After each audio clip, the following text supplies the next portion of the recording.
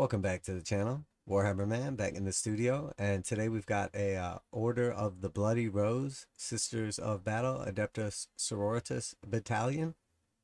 This is a commission that we're just finishing up right now. It is the Order of the Bloody Rose, which is the red armor, and then it's got the black robes on the outside and the white underneath, and then the canoness has like the pure black robes. We've got a hospitaller there in front, and then she's surrounded by three Sisters of Battle squads and one of their retributor, like heavy weapon squads. And then we've got one exorcist and two squads of 5 or one squad of 10 seraphim. So just to kind of run it down the line and kind of take a look at some of the highlights here. This is our canoness up here in front. She's got like the all black robes, and then like the real cool like mantle backpack, a little inferno pistol, and cool power sword as well. And then we have the hospitaller. She is basically like got the little dead body on the base. She's like saving this sister, doing her deal, but she is like the medic of the army. Once again, we got like the desert based themes, so some of these have like little pieces of marble or rubble from their like standard kits, intricated in with like the extra skulls. And then we also use like the citadel crackle paint to give like the desert look. And just a lot of people I've seen like ask questions and stuff about how to get that crackle paint to like stay on and not like flake off. And the key is to like make sure that you wash it. Once you go over it with like the wash acts as like an adhesive and keeps it permanently like sealed to the base, and then also from like flaking off of other stuff. And then I just added in like some actual little bits of rubble, kind of dry brush those a little different brown color, added on some skulls, and then I put like multiple layers of the crackle paint, then wash over everything, and then kind of like dry brush some of the details out at the end. So those are like the desert theme bases. So here's the retributor squad right here. We've got two. You can arrange the heavy weapons and special weapons and stuff however you want. There's a ton of diversity in this, which I like.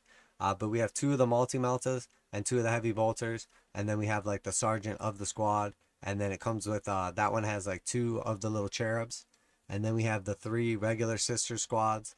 This one's got a melt-a-gun and then a heavy bolter. It's got all the regular squads have a different simulacrum to them. So this one is like a relic, and then it's got also the cherub, and then we've got the sergeant here with the combi plasma and power sword. And then the next one we have is a chain sword and flamer, combi flamer. And then we have two storm bolters in that squad. And then once again we have like the cool like different banners. So each one is actually different. And then each one has a cherub as well of those squads. So here's the third one. Again, here's our banner right here. This one's like a relic in like a cool box. And it's got like a little cherub flying on the top. Very cool. And then we've got a heavy bolter and a flamer in this squad. And then once again, we have a sergeant with a power weapon. And this one is the combi melta. So quite a bit of diversity through them.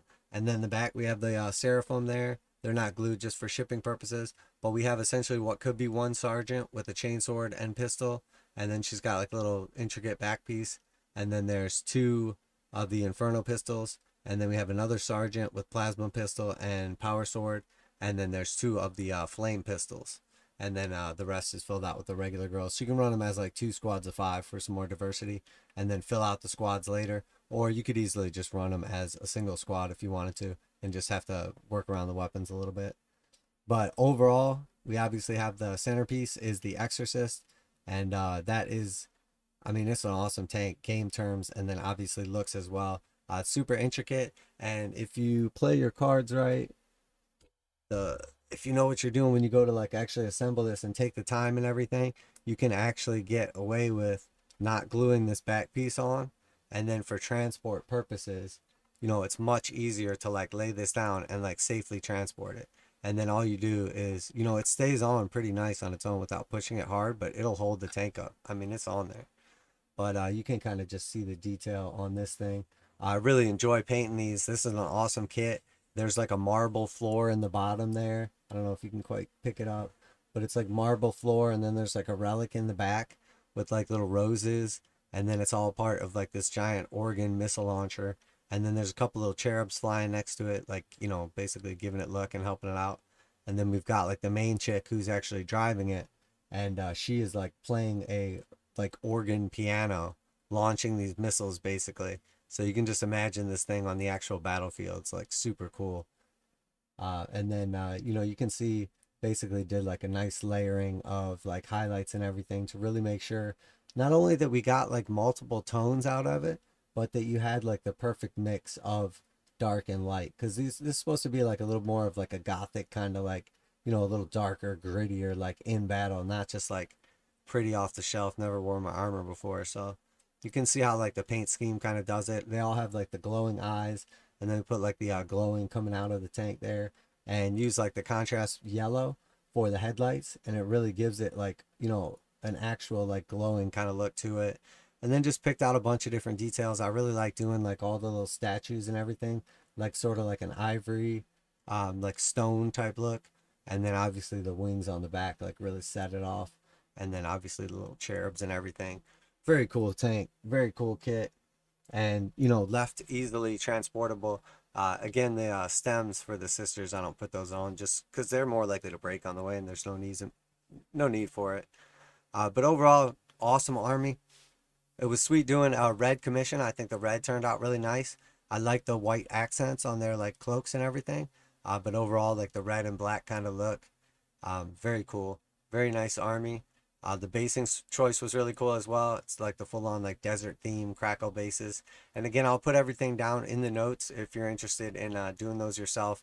And at some point in time, I'll probably just do a demo video kind of showing it off. But this was a commission that I've been working on for a little while now, and it's nice to see it all finished up and ready to go out the door and everything. And I already know that the client is pleased as well, as I sent him over some pictures already.